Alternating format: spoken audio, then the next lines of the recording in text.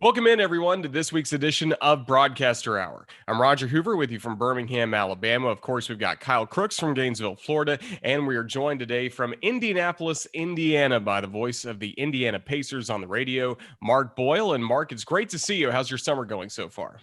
So far, so good. Thanks for having me. And Mark, we usually start out these episodes, at least I do, asking the same question to everybody. And that's just how this year went for everybody, considering the remote setups around the NBA, around professional sports, around collegiate sports. Calling road games can certainly be a task for you. What was the adjustment process like, having to do road games a little bit differently this year?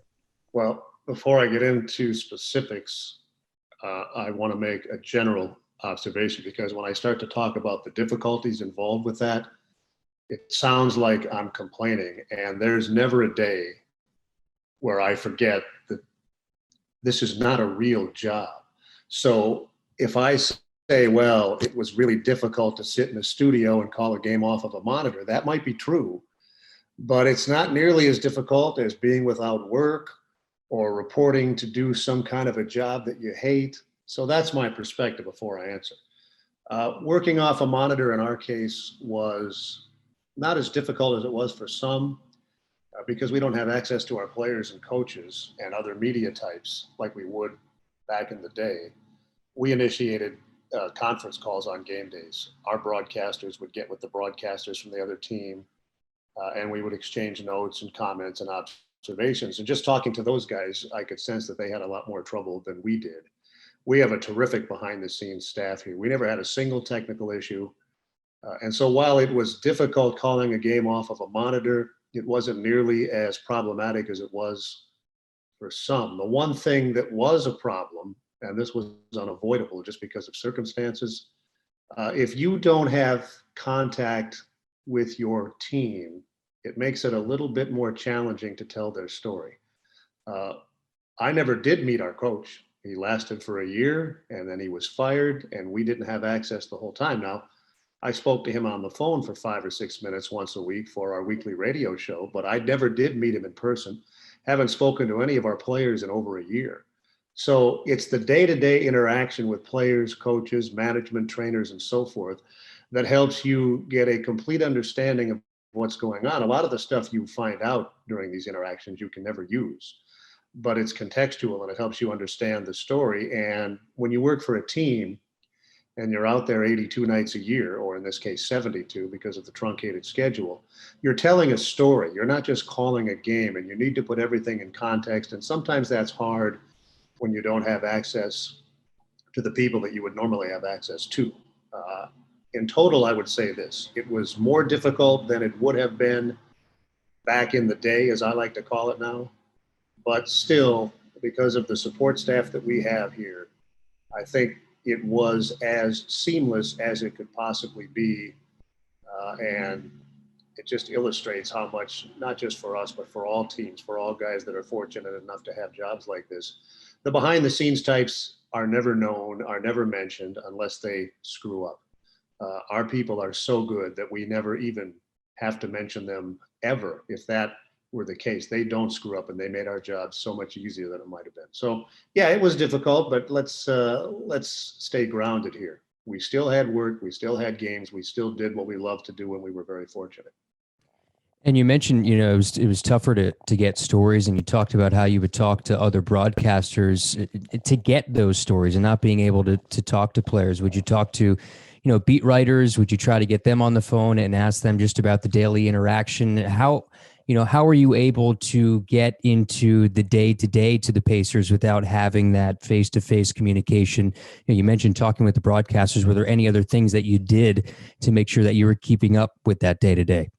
Well, it turned out that those conference calls were essentially useless, except that we got to interact with our friends that we never see because of the pandemic. Those guys were just as clueless about their team as we were about ours. So it ended up being just a, hey, how you been kind of a session. Every once in a while, you'd get a nugget that you wouldn't know, but it's not the same, because when we would travel, or those guys would travel here, they had interaction with their team. So they had a bunch of stuff that we wouldn't find out in the game notes or reading the paper or going to websites. And in the end, it was just us and the other broadcasters. We didn't interact with print guys, primarily because we knew they were just as clueless as we were.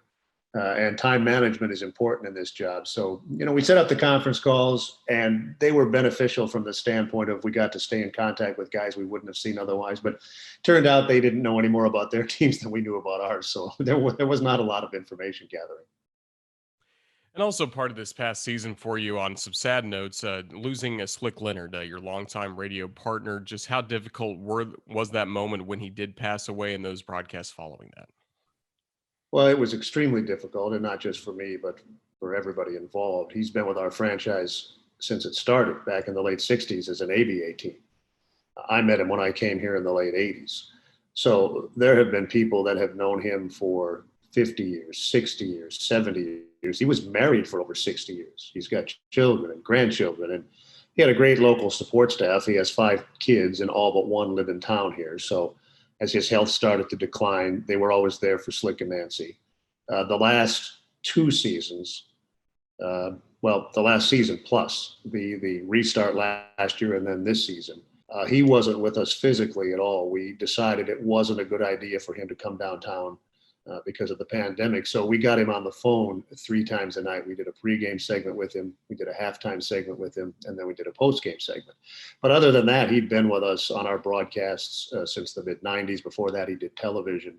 But it's beyond that. He became such a confidant, such a good friend. This is how close I was to his family. When I decided to buy a house, I'd been here for 7 or 8 years, and I figured, maybe I'll be here for a while. So I stopped renting, and I started to look for a house. And when I did, Slick's wife, Nancy, was my real estate agent, and Slick's son, Tommy, built my house. So that's how close I was to the family. And it was very difficult for all of us. But I try to look at it, and still do, as this. It was sad, really sad, but it was not unexpected. We knew it was coming. He'd been in ill health for a while. And so I tried to look at it as the man lived almost 90 years. He was on with us the night before he passed. He died in his sleep. Now, I'm sad he's gone, but when my time comes, I hope I go that way. That's how I try to look at it. I knew the man for 30 plus years, and it was a delight. And so I try to focus on that rather than being sad. But every once in a while, it still hits you. And grief is, it's an individual thing. I don't know how others are dealing with it, but that's how I've tried to deal with it. And what made him such a great radio partner for you? There were a variety of things. We were so different. He was the expert. I was the broadcaster. He had a passion for the Pacers. Not that I don't, but my passion was more for the broadcast. And so our strengths and weaknesses would offset one another. A lot of times you'll listen to a broadcast and the 2 guys are similar. There'll be a questionable call on the floor and they both go nuts. There'd be a call on the floor in our game and Slick would start complaining and I would say, are you sure about that?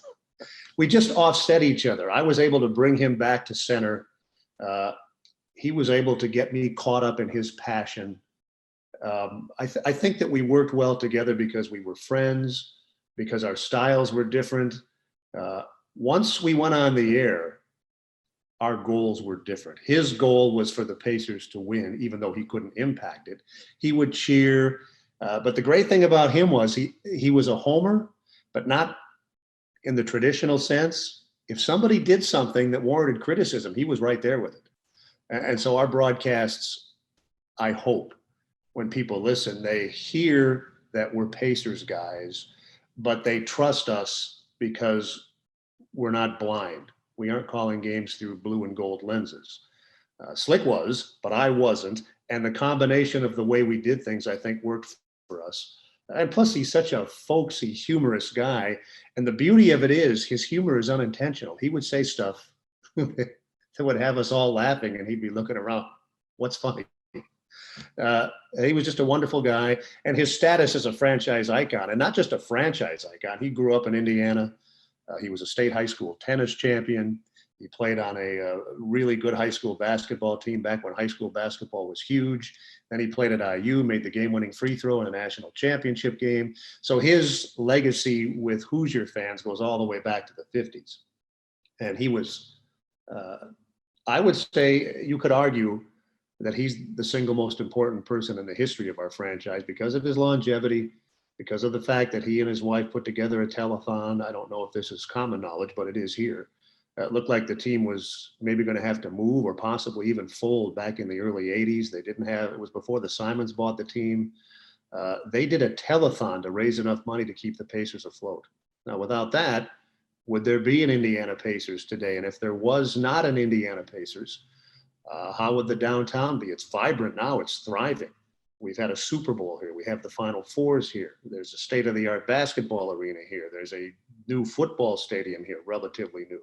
There's a beautiful AAA baseball park. You can walk from one to the other to the other. And I'm not saying that Slick and Nancy are the ones that are responsible for the revitalization of downtown, but had they not saved the Pacers, who knows how that might have gone. So he wasn't just my broadcast partner. He was my friend, and he was a franchise icon beyond compare. And I heard you tell a story back in the '94 Eastern Conference Finals where, you know, he was too nervous in that series and he got up and he went to smoke a cigarette and he came back with 3 minutes left. You know, that was just the kind of guy that Slick was. But this was our. Go ahead, Mark. That was just one of 100 stories like that. He would get so emotionally involved. Now, in his later years, he was confined to a wheelchair, and so he wasn't as mobile. But before that, he would just, at first when he would get up, I was taken aback. And it wasn't that it happened all that frequently, but every once in a while he'd get so upset that he would just leave. He'd go, I don't know where he went, I guess out to have a cigarette or something, but he would just leave and come back. And I just came to accept it. Although the one thing I did ask him to do after he had his second heart attack, when he would get up and leave, I would say, hey, you need to tell the engineer why you're going. Are you dying? Do you need a cigarette? We're a little concerned about you. And he would always lean to his left and tell Scott Fenstermaker, our engineer, I'm going out to do whatever, instead of just walking. And so that was the concession as his health started to decline. But he was so emotionally involved and just a wonderful, wonderful fellow. And take me back to the start of your career, because it's an interesting journey. You've been to different cities and you've been to some big radio stations, but you started out cutting your teeth in Montana. You know, I read making $500 a month and $10 a game. Don't forget about that. $10 a game, where the press box, the wind blew the press box over, correct, in a game. Can you tell me that story? Do you have any nightmare stories besides that one and any others from Montana? Well, this was my first job, and I made $500 a month plus $10 a game. And I was doing high school basketball games, high school football games, American Legion baseball, and junior college basketball. But the bulk of my job was I was a disc jockey. This is a tiny little town, and in those days, you did everything, which was an invaluable experience because you learn how to do so many different things. I would engineer my own broadcasts. I did farm reports. I was a news guy. I was a disc jockey. We did all kinds of things. The story you're referencing was a high school football game in a little town called Circle, Montana. And the press box was maybe 10 feet off the ground. It was a little hut on top of 4 wooden poles. So you climbed up a little ladder to get there. And the thing was small. It was me. And this is a long time ago, so I might be a little fuzzy. I think I didn't have a color guy. It was me, and I think maybe the scoreboard operator. There were 2 guys in there. And the other guy had nothing to do with me. He was just in there. And it was windy, and you could feel it kind of swaying a little bit, but it blew over in the third quarter. We weren't hurt. We got knocked off the air. And there's so many stories like that. You know, when I was doing junior hockey in Iowa, we broadcast games in one of the buildings, not ours, but one of the opponent's buildings from the penalty box. And so I'm sitting right next to the guys in the penalty box. You wouldn't believe the language that got on the air there. Those experiences, though, you look back at them, and they're all so crucial in your development because what they teach you is how to adapt, how to deal with any circumstance. And when I was in Montana, I lived on top of a hill overlooking the Yellowstone River. And Montana's cold. And so the river would ice over. And every spring it would thaw. They called it the ice flow. And so my boss said to me, hey, you live on top of the hill, don't you? I said, yeah. He said, take the equipment up to your apartment And the only reason I lived up there is because I was making $500 a month. I couldn't afford anything else, and nobody wanted to live up there because in the winter, you were taking your life in your hands every time you came down that hill. So that was my only choice. So he said, take the equipment up there, broadcast the ice flow. I said, okay. So I go up there, and there's nothing quite as challenging as sitting there for 40 minutes with no commercial breaks, no partner, talking about ice cracking and flowing slowly down a river. So I didn't enjoy it, but when you look back on it, you think, okay, that taught me something too. Almost everything I did in those smaller towns was a valuable experience. And if I do have a regret in my career, it's that I was so obsessed with getting to the next place and so looking forward that I just didn't enjoy those experiences as much as I should have. I wish I would have had the maturity and the experience, but I was 19 when I started. I wish I would have had the maturity and the experience to go, this is not where I want to stay, but it's pretty cool. The people are nice. The town is quaint. I just never appreciated any of that because I was too eager to leave. And really, that's probably the only regret I have about my career. I wish I would have taken better advantage of the opportunity to enjoy those experiences. Yeah, during that time, did you have kind of a dream job in your mind? Did you have a grand plan that you were trying to follow at that time? Not really. When I started, I wanted to be I wanted to do baseball. That's why I got in. I wanted to be a baseball broadcaster. But beyond that, I wanted to be a network television guy. Then when I started, I just loved radio. And I've done some television over the years. It's not nearly as fulfilling to me. It's not nearly as rewarding. So as my career evolved, my goals changed. I still wanted to do baseball, but the opportunities I had as a young broadcaster were so rare, and I was so fortunate, but they weren't in baseball. I was doing Big Ten stuff when I was in my early 20s. I was working in the NHL when I was in my mid 20s.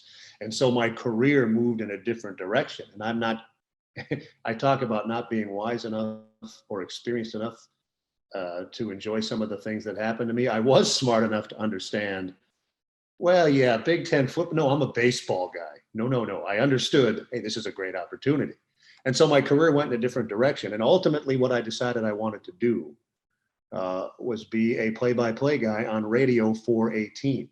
I wanted it to be baseball, but I didn't really care. And I was never a guy that had a desire to work for my hometown team.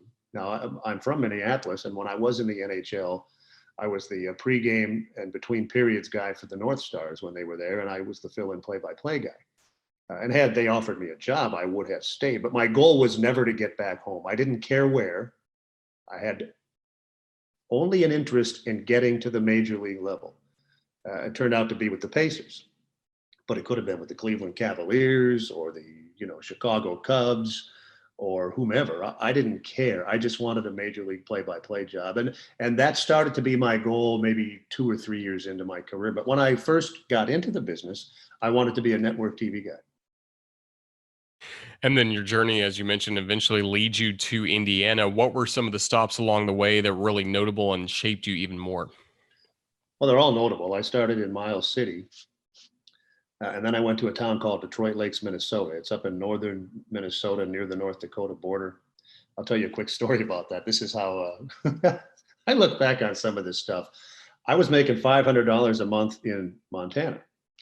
And I became friendly with a guy who was about my age, who was bagging groceries at Safeway, which I think it's a national grocery chain.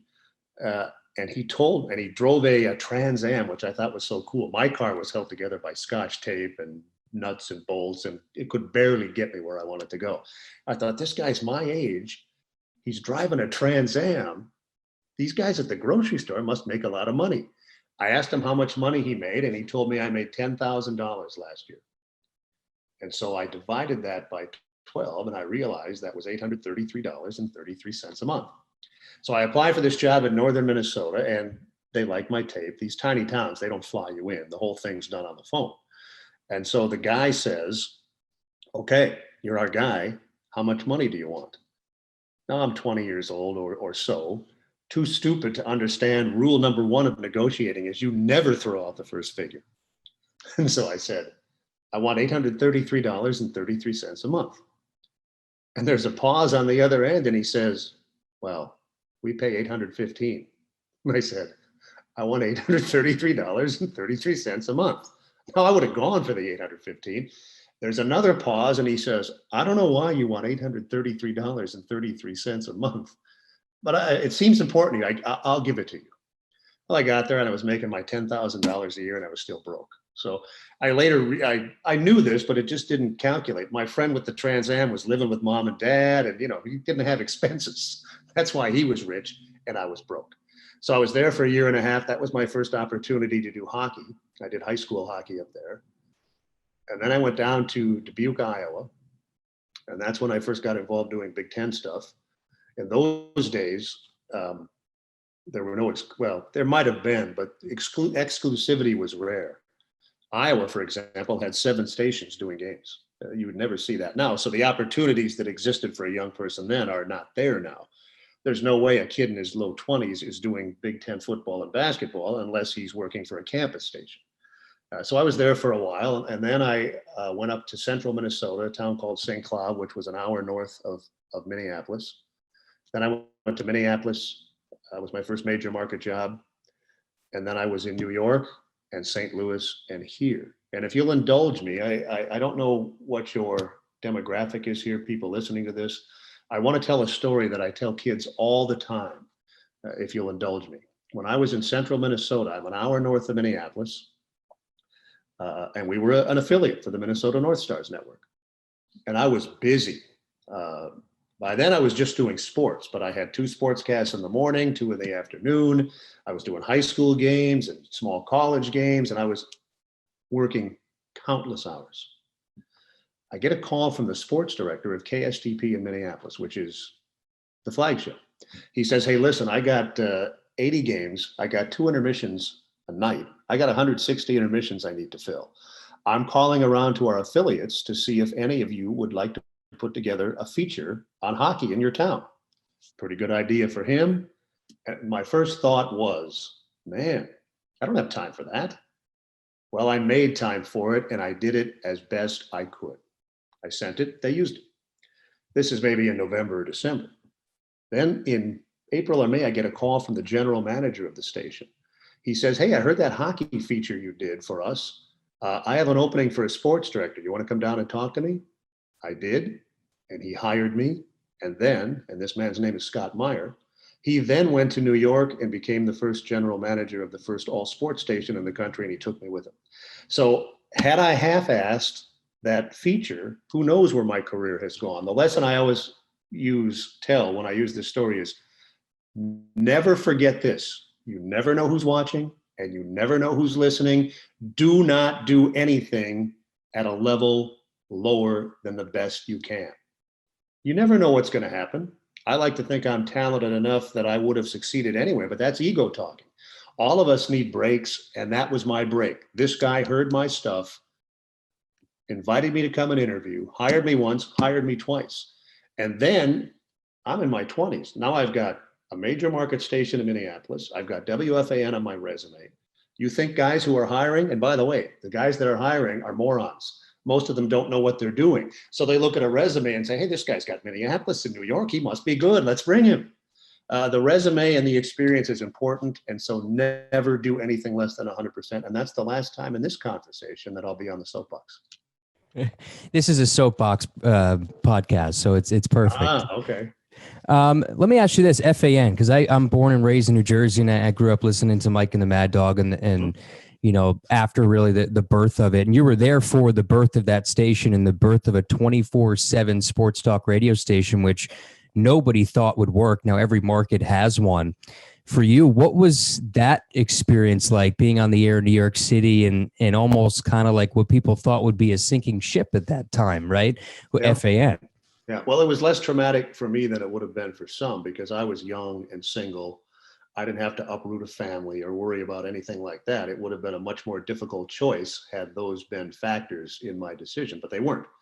So I knew the worst case scenario was I was going to get New York on my resume. That would be the worst thing that would happen to me.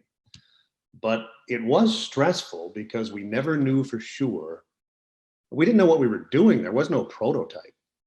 And so the money they wasted early on was amazing. We used to have this format where um, there would be what they called updates. This was before the internet, and so they were important. You couldn't just get information at the snap of a finger. So they do updates at 15, 30, 45 in the top of the hour. Now, I'm not saying those didn't require skill. They did. They were flying guys in from Dallas and Houston to do updates. I mean, they were wasting extraordinary amounts of money because they didn't know what they were doing. Why would they? The whole thing was trial and error. But it was a great opportunity. I started as an update guy, and that was my essential job the whole time I was there. I was there for about a year. But they'd let me do some fill-in shows on the weekends and some other stuff.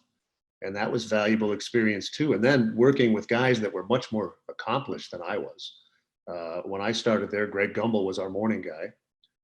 Jim Lampley was our afternoon guy. Pete Franklin, who was a legendary talk show host from Cleveland, was our drive time guy in the afternoon. I think Jim was noon to 3, and then Pete came on. And so you saw how guys like this went about their business. You know, you mentioned Mike and the Mad Dog. Chris was at another station in New York then. I never did meet Chris. Mike was with us, but he was a behind the scenes guy. He was a researcher for CBS, and then he worked his way into doing his own shows. And now he's like, well, he's retired, but he's the godfather of sports talk. So seeing those kinds of people, and some of the younger guys I worked with have become very accomplished also. Howie Rose is the voice of the Mets now. He was with us back in the day.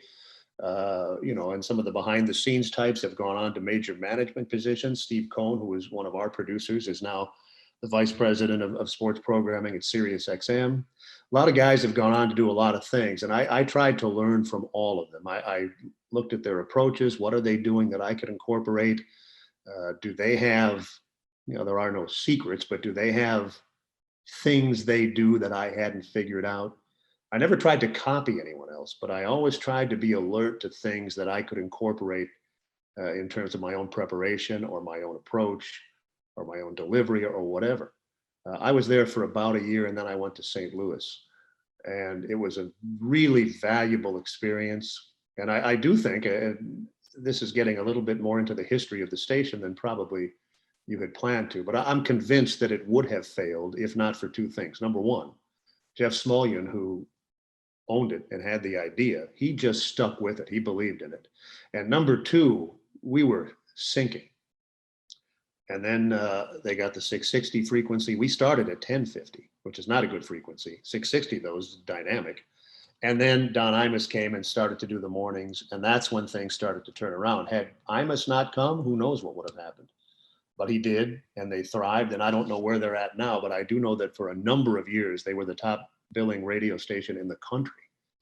I don't know how the pandemic and some of the other things that have come into play in recent years have affected revenues for sports radio stations, but they were a giant, still are.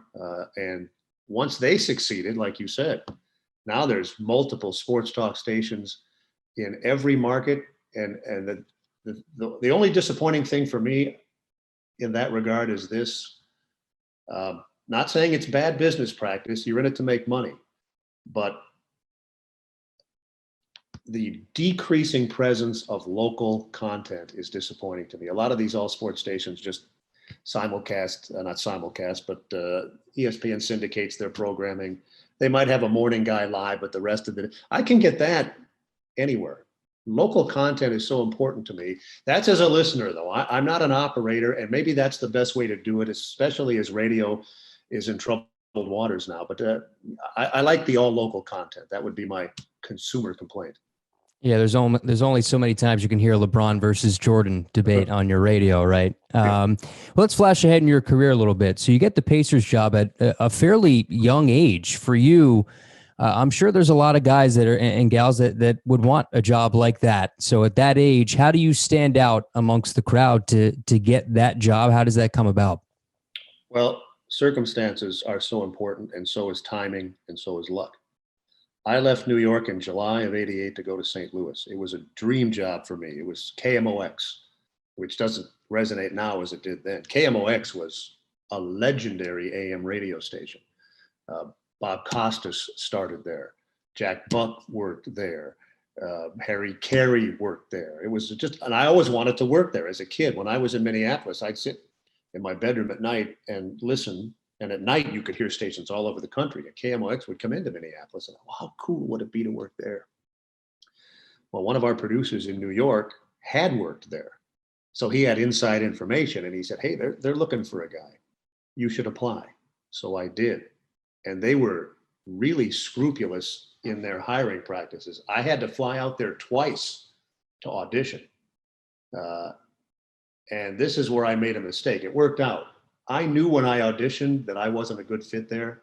They were a buttoned down, laid back, this is how we've always done it kind of a station. That's not a criticism. They were pulling down 40 shares in those days, which is impossible now. And they were making money hand over fist, and they were a CBS owned and operated. They were the gold standard. So they weren't doing anything wrong. They were doing what worked for them, but that wasn't my style. I am flip, I am irreverent, didn't work. And I knew it wouldn't, but I wanted to go there, and so I did. And this leads into the answer to your question. I didn't have a contract. So it took me like 10 minutes to realize that this was not a good fit. So I started calling around to my contacts, seeing what else was out there. And somebody told me that the Dallas Mavericks were looking for a radio guy. So I called there, and they said, we were looking. Our number 2 guy, Ted Davis, took the Pacers job. But our number 1 guy, I think it was Dave Barnett at the time, he went somewhere. So they called Ted. Ted got out of his contract and went back to Dallas. So this guy tells me, but the Pacers might be looking for a guy. Call them. So I did. And here's where timing comes in. We're like in late August, early September now. Training camp's about to start. They don't have a guy. And so I sent them my stuff. They liked it. I interviewed. They hired me. I got there maybe 2 days before training camp started. So had that job been open 4 weeks previous, they might have had a whole different pool of candidates. They wouldn't have been desperate. So it worked out for me from a timing perspective, and that's how I got that job. You've been there ever since, doing a great job on radio for the Pacers. And now let's dive into a little bit of your philosophy when it comes to play-by-play. What is good basketball on the radio in your eyes? What do you want to make sure you give the audience each and every broadcast? Well, there's a basic, and I always say this, and it's so ironic because, first of all, play-by-play broadcasting, especially on radio, in my opinion, is an art and not a science. There's no one way to do it. But the one thing all of us should be doing that requires literally no skill, let me ask you something. If you get into your car and turn on a broadcast, what is the first thing you want to hear? The score. Yes, yes, yes. Time and score, and it takes no skill. And we've all gone through this. We get into our car, we turn on the radio because we want to see what's going on with Georgetown and Seton Hall or whomever. Hello, could I get a score, please? Is that possible? It amazes me that more guys don't do it. But that is the basic that you build out from. The rest of it is description. And for me, as a young boy listening to radio broadcasts, the thing that mesmerized me was I'm sitting in my bedroom listening to this game from Los Angeles. I can see it. And I'm not there. That was so fascinating to me. And I think that's the common denominator of all good play-by-play guys. You can see it. You can see what's happening. So that's what I strive to do, be as descriptive as possible. And you refine your act over a year. Repetitions are the key, just as they are in anything. When you're starting, and I found this to be problematic for me when I was starting, that's what I wanted to do, still is. But I was so obsessed with not missing anything that I spoke too rapidly. I was trying to describe too many things. It's an evolution. The more games you do, the more you figure out what your priorities are, and you're not even conscious about it. For example, in one of our games, we have a 24-second clock. It's a fast-paced game.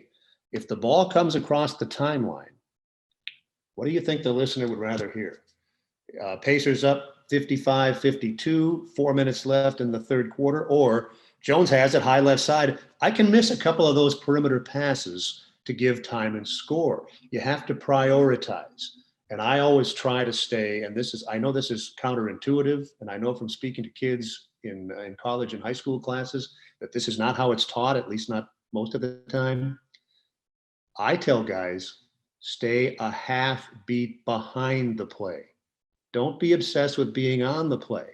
A half beat behind the play will never be noticed by the listener. First of all, the listener can't see it.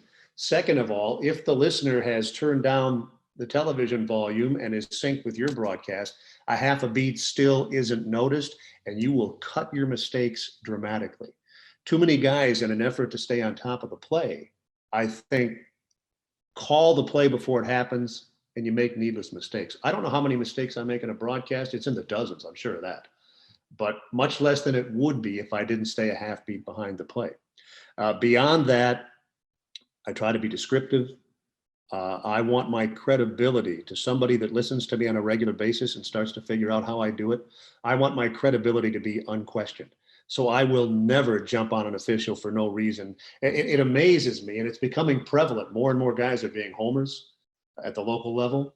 It amazes me, like when I watch an NBA telecast, and if there's 30 bad calls in a game, A, you reference all of them, and B, they're all against your team. What are the odds of that? I don't want to be that guy, and I'm not criticizing that. Guys have made a living being that guy. And that's when I say it's an art, not a science. It's all about the way you approach it. Does it resonate with your audience? And I decided this at an early age. I realized from listening to so many different guys that there's no one way to do it. And so I decided to do it the way I wanted to hear it. That's how I do it. Now, you have to take other things into account. Who do you work for? What do they want? If that doesn't work for you, then you need to find something else, because you have to respect who you work for and what they want. If I worked for a team that said, hey, we're the Sheboygan Wheat Shockers, we want everyone to cheer for us, you too. Okay, I can't do that. I'll move on. But if I take that job, then I better be able to do it because I'm obligated, and I said I would. And this will lead me to one quick story when I took this job. This was the first time I ever worked for a team.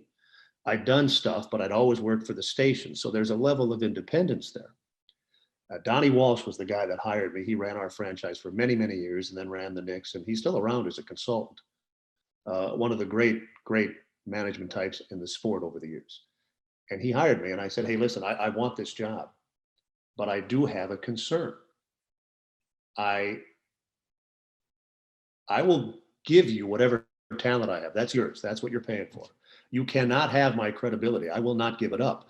And I've never worked for a team. And so it's a built-in conflict of interest. How do we deal with that? And he said to me, I don't care what you say, as long as you're fair and don't get personal. And he stuck to that. Larry Bird stuck to that. Kevin Pritchard sticks to that. Now, I have had a few, I wouldn't call them run-ins, but I've had a few differences of opinion with our marketing people. Marketing people don't always see it that way. But the basketball people have been fine, and that's been our philosophy. And by now, I've been here long enough that that's been established as my MO, and it's just accepted. But not everyone's as fortunate as I am. Plus, not everyone wants to do it the way I do it. And so different strokes for different folks. And I was lucky that I landed with a franchise that valued the same things I did. For Kyle, we'll dive into this. He's our descriptors guy, so we'll be talking about vocabulary in just a moment. But I am curious about your play-by-play preparation process. So what do you like to do to get ready? I don't know if you have any spotting boards with you that you could show us, but what's important for you to have with you each and every broadcast? Well, over the years, you develop a routine, and it changes. Even now, I'm refining it. I'll look at my charts or my notes. Maybe I could do that better. Maybe that, if I did it this way, would be a little bit more effective. But I'll show you the staples. Now, I have a bunch of stuff with me, some of which I never even refer to. I have my live reads. I need those.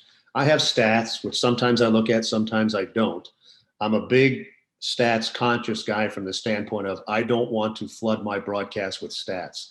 I try to use numbers only contextually. For example, if a guy off of the Pacers bench, or off of the opponent's bench for that matter, is averaging 7.3 points per game, you'll never hear me mention that unless he goes for 20. And then I'll say, Here's a guy averaging 7 a game and he's got 20. Context is important to me. 7.3 is nothing. Who cares? Also, I never use 0.3. What is 0.3 points? I will say he's averaging just over 7 a game or just under 7, whatever. But that's me. These are my staples. I have what I call my game sheet. Can you see it? It's some notes on both teams, some numbers that I may or may not use, bullet points. I do not script. I have never scripted anything. I don't believe in it because it sounds scripted. Now, I'm not diminishing scripting. It works for some guys. I just ad lib off of my bullet points. So this is I've cleaned it up a bit because the season's over, but this was the one I used for our last play-in game, which the Pacers lost to the Wizards. So there's some notes there on the season. You can see the records, the numbers that I consider significant, which again, I may or may not use, some bullet points that I might refer to from time to time. And that's always my top sheet off to the side. My main sheet is my score sheet, or as some would say, charts. One for each team. I keep score on this. Each guy has some notes under it. Now, they're very subjective. They're my notes. The one thing that every player has in his little box there is his height, weight, college experience, birth date. And then below that, every player's draft year, how he was drafted, his past experience, NBA, CBA, Europe, and so forth.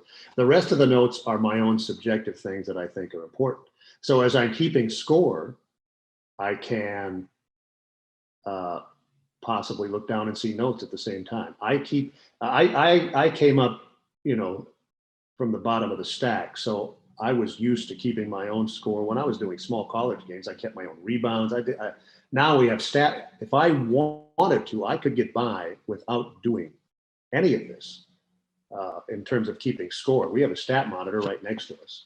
I do keep my points because I can then say, well, he's got 23 points, 11 here in the third quarter. I like to keep track of that. It keeps me engaged. And the other thing about keeping these charts is this. There are services out there, and a lot of our guys in the NBA use them. They'll put these together for you. You tell them what you want. And I know guys that swear by it. The reason I do my own is because as I'm preparing, stuff just sticks with me better if I do it myself. That's not to say that these services aren't valuable. As I said, some guys swear by them. But this is how I do it. It takes more time for the opponent than it does for us because I know our guys better. My preparation for the opponent is generally this. I'm online every day for a couple hours reading, looking at websites, trying to stay up with the league. But I work a week at a time. So what I do is this. Let's say today is Tuesday. So let's say we're in the season. We have a game tomorrow against New York, and then Friday we're home against Clippers. Sunday we're home against Dallas. Tuesday we go to Philadelphia. So I'm focused on those 4 opponents in reverse order. The first one that the Pacers are playing is the one I'm most concerned with. But I start reading their local papers a little bit more aggressively in the week leading up to the game. If I have a contact that I consider to be credible, I might call him, ask him, hey, what's going on with this or that? And then I watch a minimum of one game, preferably the most recent game, before, like if, for example, if the Pacers are playing Philadelphia tomorrow, I would be watching their last game. And I don't really watch it. I put it on. You can't see my house here, but I have a loft up there, and that's where my office is. My television is in the living room. I can't see it from the loft. I don't care. I don't need to see it. I need to hear it. And TV is so much better than radio for garnering information, because radio, you have to be focused on the play-by-play. You don't have time to share nuggets and stuff.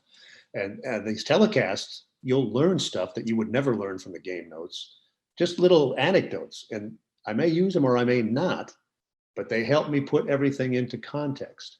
And my goal, which I have never accomplished, my goal is to find out one thing that nobody else knows about every player. Not literally nobody else knows, otherwise how would I find it out? But it's not in the media guide, it's not in the game notes, it didn't appear in a newspaper article. And that was where back in the day you could really gather information. I'm at the building. I'm talking to the beat writer or the broadcaster, or I might know a coach with the other team that I can chat with.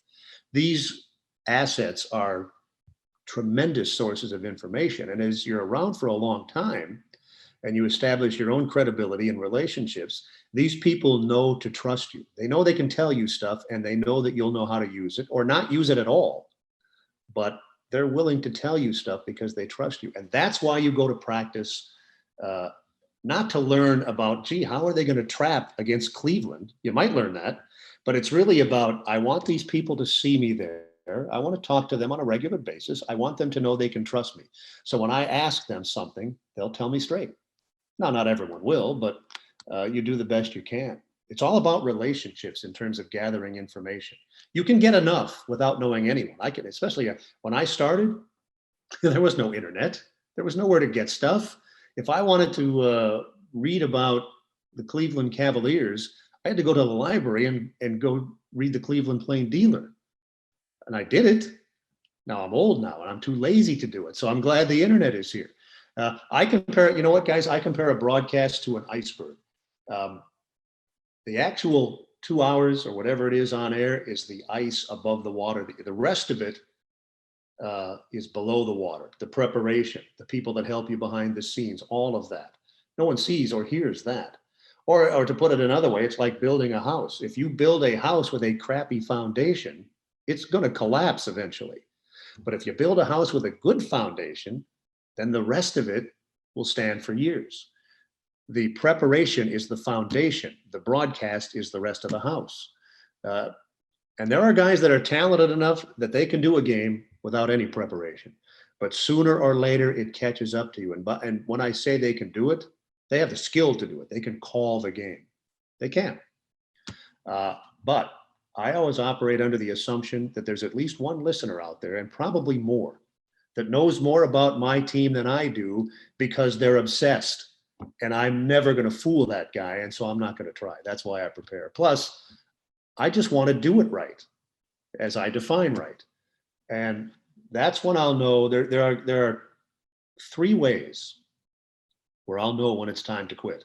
One, they tell me, Mark, you've done great, but it's tough. That's one. Two is I don't enjoy the preparation anymore. That's a sign to me that I enjoy the preparation as much as the broadcast. And then three is, physical and mental decline. I try to stay in shape, at least for a guy that's 100 years old. I try to stay alert. I do jigsaw puzzles, crossword puzzles. I read. I try to stay sharp. But some of those things are beyond your control. So if you start to have a physical or a mental decline, then it might be time. Or to me, though, if I don't enjoy the preparation, then it is time. And I will quit then. That'll be the one obvious one for me. The Mark, we don't need you anymore will probably come out of the blue because I have a large enough ego that I can't imagine anyone not wanting me around anymore. But let's face it, who said this? It was a ball player. Father Time gets all of us, and it will get all of us. I want to leave though before it gets me if I can. Mark, how do you avoid the burnout? I know we take everything in context, right? You're the voice of an NBA team and you could be a construction worker and working in the sun 10 hours a day. But for you, over 3+ decades of traveling a lot, back-to-backs, being in hotels, how do you manage your time? How do you make sure that you don't get burnout, you don't get run down, and it doesn't show on the air with the amount of preparation that you're doing? It could be easy to hit that burn down state. Yeah, it could be. I think the answer to that is part personality oriented. I want the Pacers to win, but I don't get emotionally involved in the outcome. When someone says to me, "Hey, do you care if the team wins?" And I have a variety of responses. This is my flip response.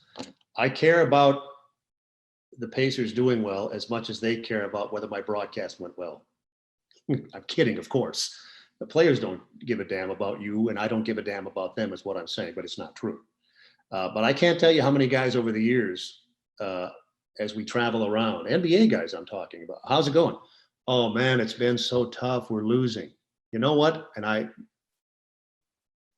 never know because this will never happen. I am 100% certain if the Pacers were 0-82, I would enjoy this job just as much as I enjoy it now. Now, it would be more difficult because the players and coaches would be stressed out. So you'd have different interpersonal relationships. But the work itself, I don't find it stressful in the least. I find it exhilarating. One of my other goals, which I've also never realized, except that now it keeps me stimulated, I want to have a perfect broadcast.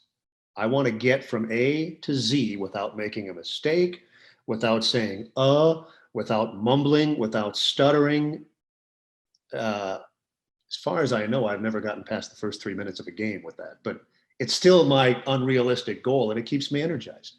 So that's A. And then B is, I have never for 1 minute forgotten how many people would like to have this job, how lucky I am to have it. And so I do not, there are days I like it less than other days, but one of the great things about having a job like this, I've been in this business for well over 40 years, and there has never been a day where I've said, oh man, I got to go to work.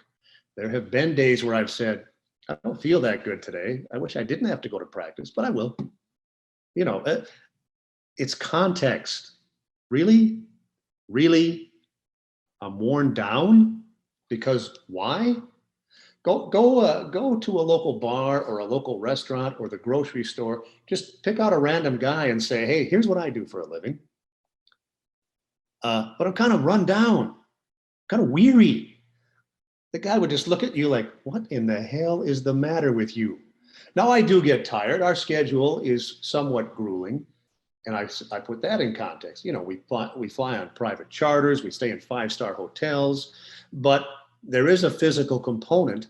If you land in a city following a game at 2 a.m. and you get to sleep at 4 and you have a game that same night, if you don't manage your time and if you don't get your rest, it can be physically taxing. I'm not suggesting that.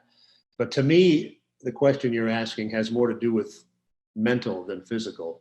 And I am never mentally worn down for the reasons I just told you. And I want to circle back to the descriptor side of it in the play-by-play side, because I've stolen some things from you that I've used in my own broadcast. I like how you describe left of center on the perimeter instead of saying left wing or right wing. Do you have a list of descriptors that you run through? Is it something in the back of your mind that you're saying, you know, I've used this descriptor too much and during a break, and you want to make sure that you mix it up? Is it something you're always conscious about? It's something I'm always conscious about, but I don't have a list. It's more of a mental thing. I'm acutely aware of overusing phrases, and that's why I still listen to my broadcasts. I have found from time to time, you're using that too much. Whereas if I didn't listen back, I wouldn't be aware. You know, in an NBA game, there can be as many as 200 shots taken. And if both teams are shooting well, 100 of them are misfires. I don't want to be the guy that says, no good, no good, no good, no good. Now, technically, there's nothing wrong with that. And this is another thing I tell kids. This isn't about broadcasting. It's about being a professional or having options in general. If you can master the English language, which, by the way, none of us can, but if you can master it to some great extent, then you can do anything you want, not just in broadcasting. If I can speak and write better than you, then my options are going to be greater than yours. That's just the way it works. And I try to use that vocabulary and that philosophy in our broadcasts. So if a guy posts up, do I want to say it that way all the time? I might say it. Let's say, for example, the Pacers are playing Team X, ball goes into the post. I might say Turner posted up on the left block. Ball is bounced in by Brogdon. Or I might say Turner muscles his way down low on the left side. It's the same thing with different phrasing.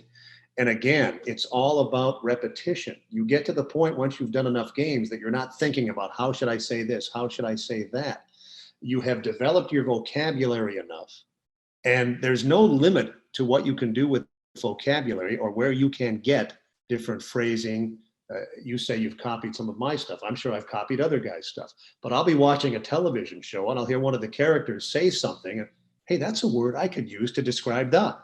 Always be aware of different opportunities to expand your vocabulary. Because to me, that's one of the other things that I don't know how much you guys watch hockey. And I say this not to denigrate him, but to praise him. Mike Emmerich is a Hall of Famer. I think everybody would agree with that. But there are a number of guys that can describe the action as well as he can in terms of keeping up with it, telling us where the puck is, and so forth. Hardly anyone, if anyone, has his vocabulary, and that's why he stands out. The puck is ladled up the boards. Who says that? He does. And so he separates himself because of his vocabulary. And that should be one of the goals of younger broadcasters, separating yourself. The competition for these jobs is ferocious.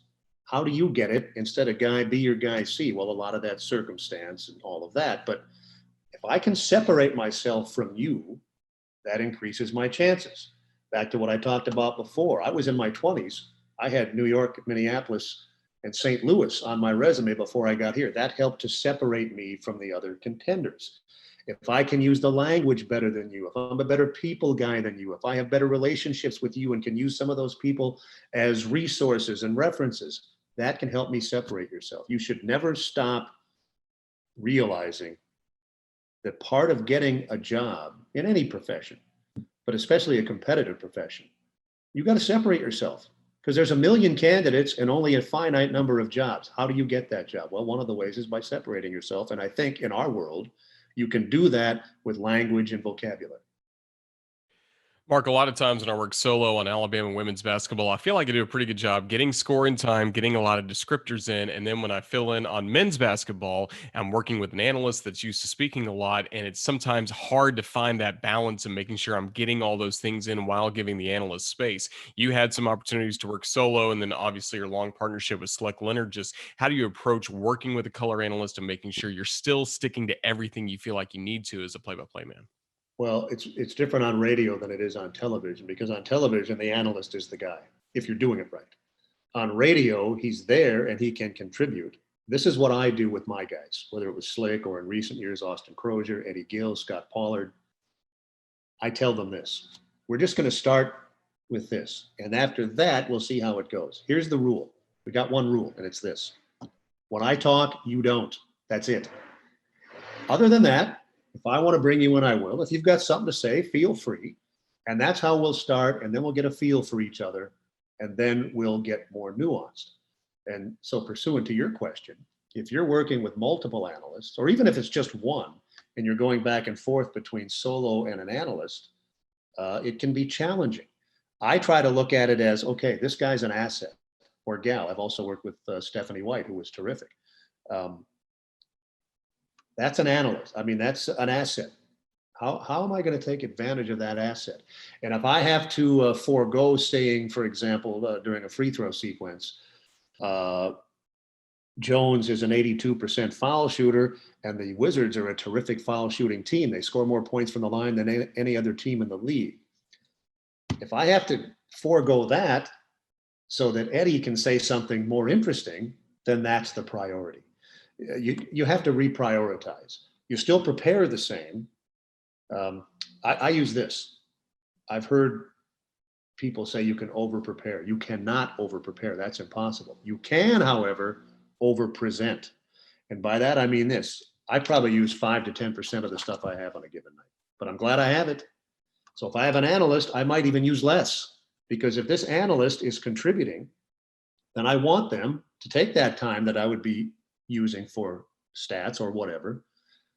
These people have a perspective I don't. Slick played the game and coached the game. Eddie played the game. Austin played the game. Stephanie played and coached. Scott played. They have a perspective I don't. That's why they're there. And so when they're not there, we don't have that aspect, and I want to prioritize it. But there are different styles. I would say this: if you have clout as a play-by-play guy, and the analyst respects you, do not let things go too far in this single aspect. If your guy's talking too much, don't wait 20 games before you tell him. Tell him immediately. Got it? You got a lot to offer. We're going to get to it.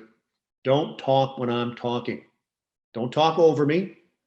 Don't talk just to talk. If we go 4 possessions and you don't say anything, I'm good with that. This isn't TV. This is radio. But if you have something to say, I don't want you to hesitate to say it. You're the professional. Chances are the analyst is inexperienced or has limited experience and is there because he or she is a former player or coach, thus an asset.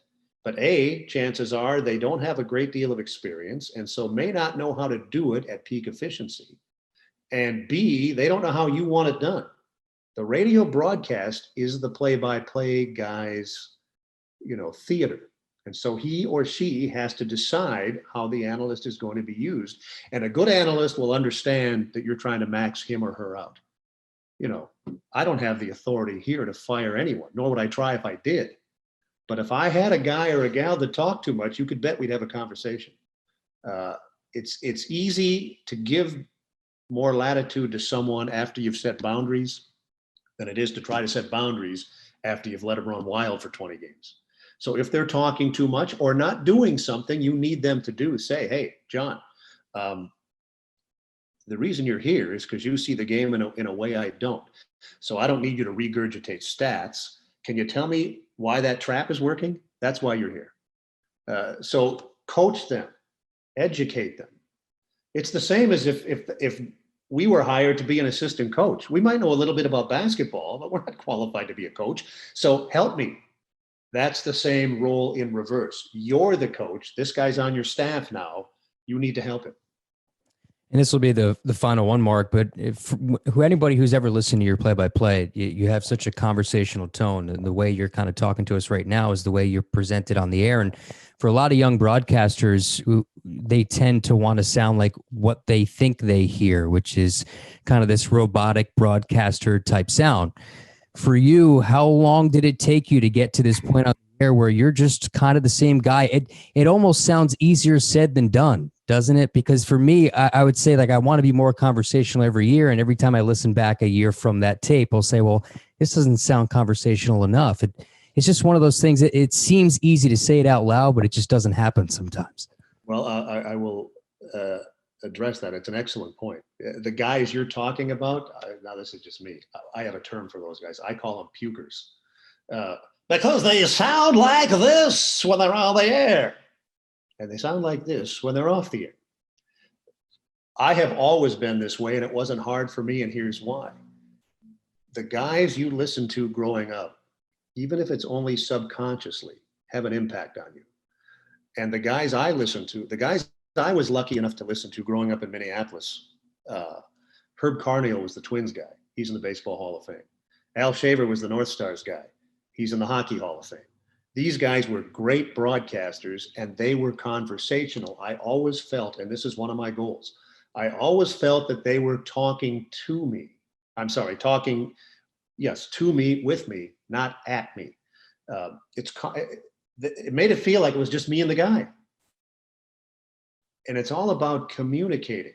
That's why I use bullet points instead of scripts. I don't want to sound like I'm reading something to you. I want to sound like I'm telling you something that I see. Oh, here's a little interesting note. It was never hard for me. I never had to transition. I was always like that because those were the guys I grew up listening to. And remember, I said earlier that I have decided to broadcast the game the way I want to hear it. And that's how those guys did it. And so that's how I want to hear it. It was never hard for me. Think about it. Why would it be hard for you?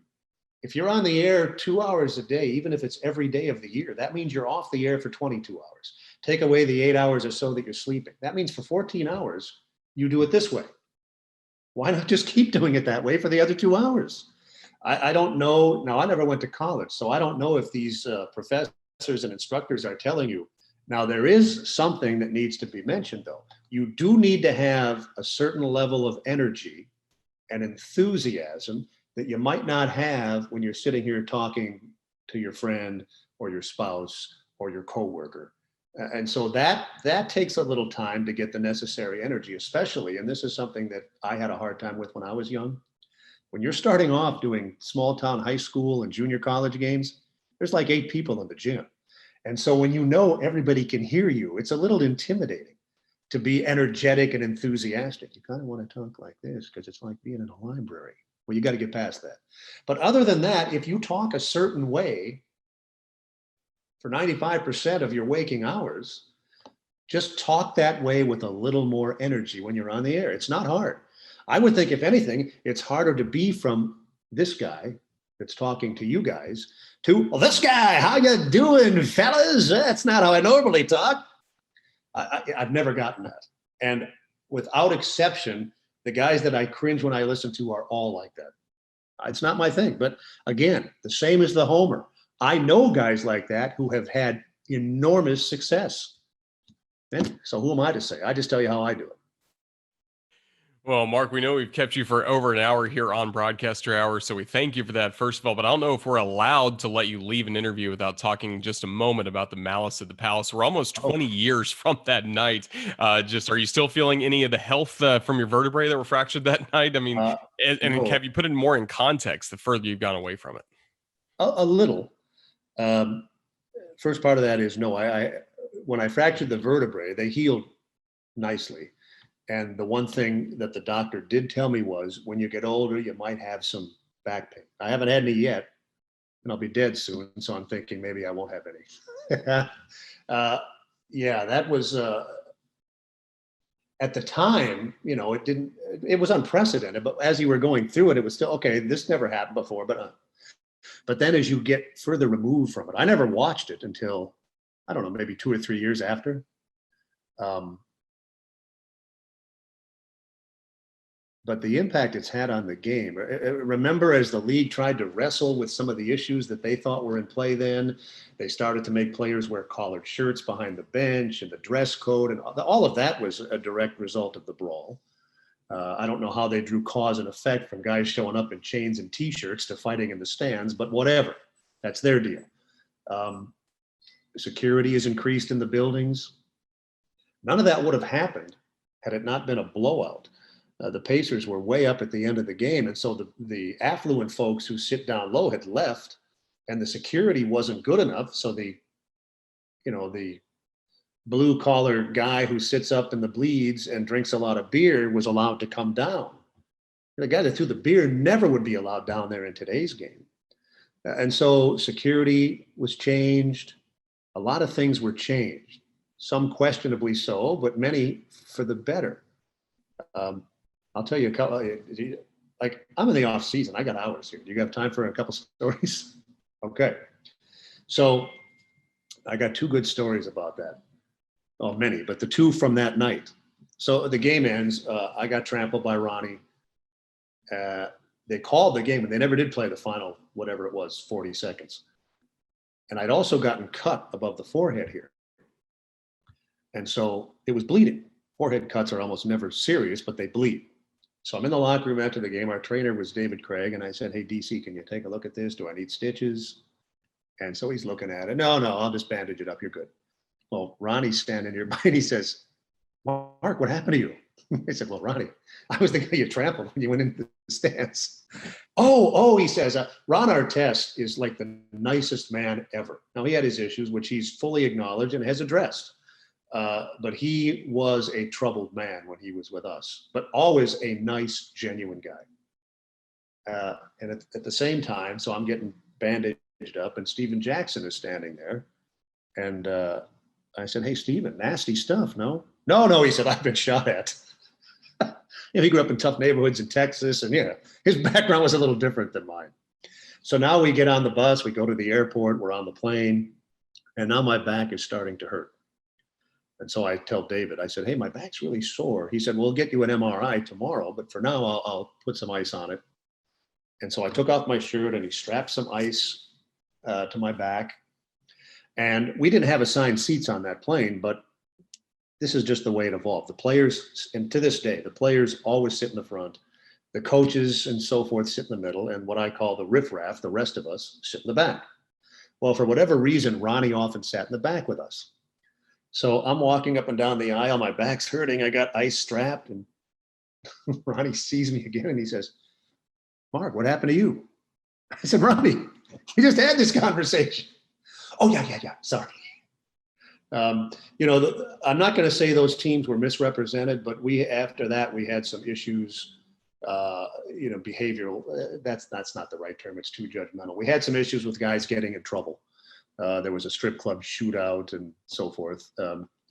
And these guys made some mistakes. I'm talking about Steven and Ronnie, Jamal Tinsley. And I'm not excusing anything that happened during that era. And it's not really important for me to say this, but those were not bad guys. They were good guys that did stupid, immature things. Doesn't change what they did. The impact is still the same. But I always like to mention that because I feel that we being fans, we tend to one-dimensionalize players. Why wouldn't we? We don't know them. We only know what we see. So it's fair to think that Ron Artest was a knucklehead back in the days. Well, he was a man with issues that he addressed. It's fair to think Steven Jackson fired off a gun in a parking lot at a strip club. It happened. And I'm not saying anyone's wrong to think poorly of those examples, but the one thing you notice when you work closely with people, and it's not just in our world, it's any world, everyone is multi-dimensional. They have issues. They have personality quirks. And shooting a gun off in a parking lot is not a personality quirk. That's not what I'm saying. All I'm saying is, for whatever it's worth, I thought very highly of all of those guys. And to this day, Ronnie is one of my all-time favorites. And I've been here 33 years, and I don't know how many players that is, hundreds. He would do anything for you. And he was a nice man who just had some complex issues. Probably worth nothing. I don't even know why I shared it, but I just like these guys, and I don't like people to think poorly of them, even though there's plenty of reason in a world where we tend to judge people, especially now. Guy A, who's the greatest human being that ever walked the face of the earth on Tuesday, is a despicable moron who should be fired on Thursday. That's the way it is now. We react instantly with Twitter and all of those other things out there. So whatever it's worth, these were good guys that did immature, stupid things. Well, and with that incident as well, you're sitting courtside. He's laying on the table, so that's why he trampled you going into the stands. Really, the final question that we will let you go. Now you're being bounced around all over NBA arenas. It seems like the radio announcers are no longer always courtside. That's still the case some places. Has that been a challenge in recent years? Some of the different positions you've had to broadcast from? It's a challenge on a general level, and it's been the case now for a number of years. And each year we lost more courtside spots. The only place we're on the floor now is only places: Phoenix and Chicago. We're on the floor in Detroit, but we're back like 3 rows of tables, and it's still hard to see the floor. I'd rather be up in a place like that. The issues to me are twofold. Number one, you're just not able to see the things that you're able to see. You're not able to get the feel for the game that you do on the floor. But that's just the way it is. There's no sense complaining about it or lamenting the way it used to be. Deal with the way it is. And number two on that is, and the first part wasn't hard for me. I was able to adapt to that part of it pretty easily. But the second part was difficult. I talked earlier about wanting to have the perfect broadcast. Well, to the extent that it was ever possible, forget it now. And so if you made, let's just say, sitting courtside, let's say I made 40 mistakes a game. I don't know the number. I'm pulling it out of the air. If you're upstairs, multiply that by 3 or 4. And so I struggled mentally with making more mistakes. You'd be surprised if you're high enough up how many players look the same. Nobody looks the same courtside. When we had Steven Jackson and Jermaine O'Neal, for example, similar skin tones, both wore their wristbands the same way, both had single-digit numbers. Steven was 1, Jermaine was 7. So it's not like it was 1 and 8. They looked the same. And from that high up, I can't tell that one guy's taller than the other. Both wore headbands. They looked identical from up there. So until I figured out that, generally speaking, if the ball was down low, it was in Jermaine's hands. And if it wasn't, it was in Steven's. But even then, that's not foolproof. You just make mistakes that you would never make courtside. Sometimes there's a rule application. No, I take pride in my knowledge of the rules, but I don't know all of them. And sometimes something comes up, or even if it's not a rule interpretation, it's the guy blew the whistle or the gal. What exactly? It's not a foul. When you're down low, you can pick it up right away. But when you're up there, you stumble a bit. But you get used to it because it's the way it is. If you drove a Rolls Royce and then they suddenly told you you're driving a Yugo, well, you figure out how to drive the Yugo. You don't wish you still had the Rolls Royce, or if you wish it, you don't lament on it and try to figure out how you're getting it back, because you are not getting it back. TV started to go upstairs now too. So as they figure out how to maximize space, when they first did it, they didn't ask me if I wanted to go up in our building. They told me, but they also said, get with your engineer, tell us what to do. Tell us how to make it the Pacers are a great organization. They always try to do things the right way. And if you ask visiting guys that come into our building, they'll tell you that as far as off the floor locations go, ours is one of the best. Center of the court, not too high up, plenty of working space. They did it the right way. But even had they asked me, had they said, hey, Mark, we're thinking about putting you upstairs, it's going to allow us to generate X hundreds of thousands of dollars of revenue, I would say to them, well, I can do it better from courtside, but I can't tell you that it's worth that. So just show me where I'm going. See, that's the other thing. And any job, pick your don't fight every battle, because if you do, the ones you really want to fight will be lost in the shuffle. Fight as few as you can, but if something comes up, then stand your ground, and in the end, do what they tell you. But try to generate the respect and the relationships so that if you speak, they listen. That's all you can ask. They're not going to do everything you want. Why would they? They have different concerns than you do. I want to see the game so I can call it as accurately as possible. They're thinking, we don't want to lose $6 million this year. We'd rather lose 5. I get it. Your priorities are different than mine. And plus, there's a food chain. You're the boss. I'm not. Tell me what to do. It's very easy to get along. I've always said this, and this is not my saying. I can't remember who said it to me. I've heard it since. It's really easier to get along than it is to be difficult. So why would you be difficult? Now, if there are things that you have issues with, hopefully you've established the relationships with the people you have them with that you can have a conversation. If you have that, you got it. You're still not going to get your way every time, or maybe even most of the time. But why not do it that way? So you guys are young, you're listening to me and you're thinking, wow, this guy knows what he's, no, you're not thinking that, are you? Hey, can I ask you guys a question? Go for it. I know that you both are doing women's games at D1 schools. I assume, even though you like these jobs, you've probably tried to advance your careers.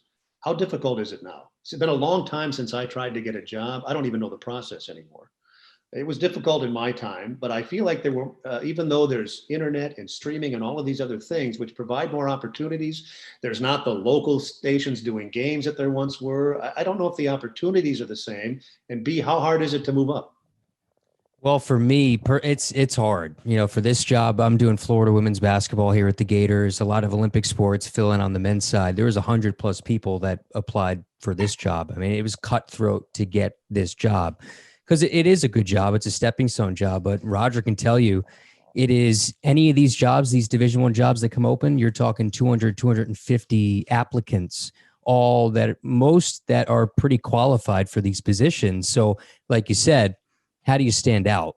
Yeah. It's like because there's a lot of guys that can do these jobs. Sure. How in the world am I I can do the play-by-play, but what else am I giving this place that they're going to take a shot on me? It seems like it's almost impossible at this point, Mark, to move up, but I don't know if Roger feels the same way. Yeah, I do. And for the longest time, mostly my focus was baseball because I was in minor league baseball for so long, 8 years as the broadcaster for the Marlins AA team in Jacksonville. And that was always my focus. And then trying to break into baseball when, the Marlins broadcasters on TV, radio just weren't changing pregame. Nothing was changing.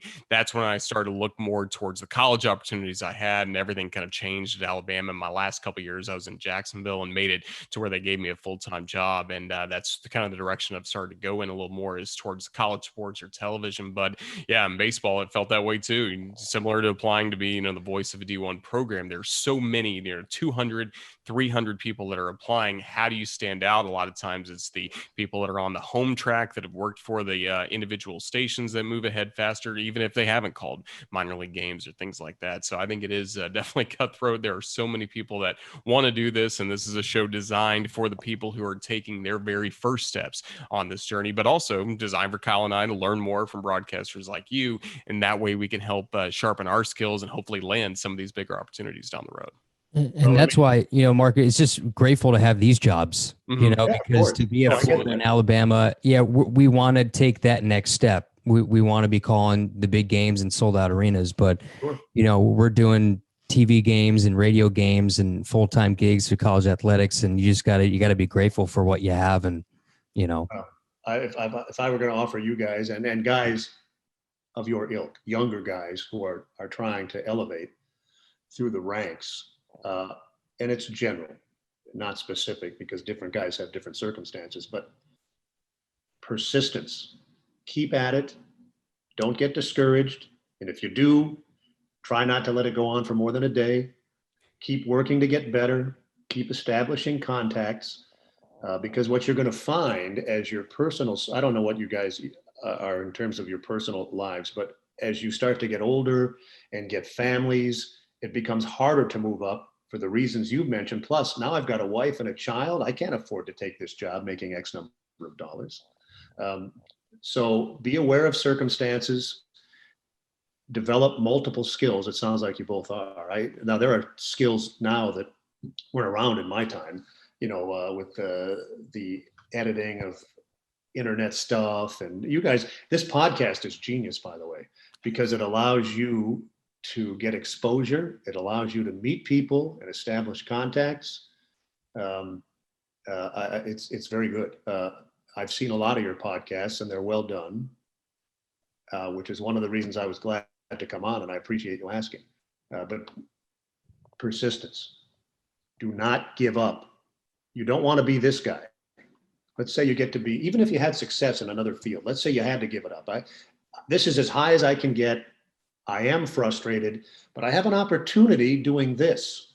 So now you're 50 or 52 and you like your job, okay, but it's in a different field, not the one you had a passion for. You don't want to be this guy who says, you know what? I wish I would have worked harder. I wish I would have stayed with it longer. If you do have to get out for whatever reason, make sure that you left everything on the floor, everything.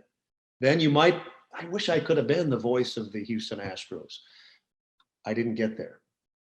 But you know what? I did everything I could, and I feel good about the experience, and I feel good about the way I approached it. So be persistent. Do not, as I said before, ever forget people are watching and listening that you don't even know about. So don't half-ass it. Doesn't sound like you guys are doing that. But the number one thing, and I was lucky, I had all these great jobs when I was young, but I was still frustrated. You're going to be frustrated. Do not let it get to you. Do not let it affect your work, and do not let it affect where you want to go. That's all. Well, that was a great note to end on, Mark. Just thank you so much for your time and your insights. So this has been one of our best episodes we've ever recorded. So just thank you so much for everything you gave us today. Well, thanks for the invitation. I admire you guys in terms of you're obviously skilled and professional. I admire how you're going about your careers, and I hope you'll stay in touch. If I can do anything to help you, then you know how to find me. Thanks, Mark. All right. Our thanks to Mark Boyle. Thanks to all of you for watching this edition of Broadcaster Hour.